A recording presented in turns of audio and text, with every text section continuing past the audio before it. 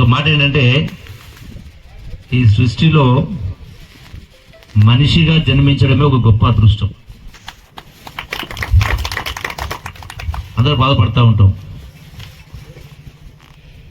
పశువులు, పశుపక్షాదులు, రకరకాల ప్రాణులు ఉన్నాయి.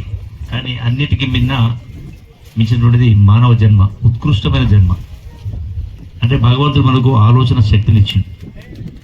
కానీ ఏం జరుగుతూ ఉంది? గుడ్డెద్దు చేలబడ్డట్టుగా,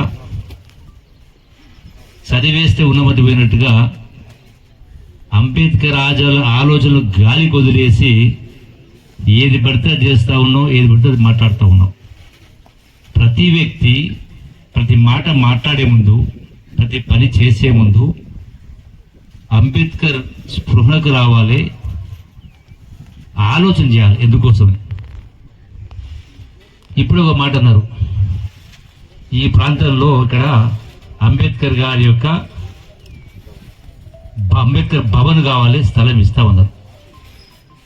నేను అడిగిన, మీ ఊర్లో రైతు వేదిక ఎక్కడ ఉందని అడిగిన. ఇక్కడనే ఉంది, పక్కనే అన్నారు. అందులో ఎంతమంది పడతారు? 100, 200, 300 ఉంటారు. దానికి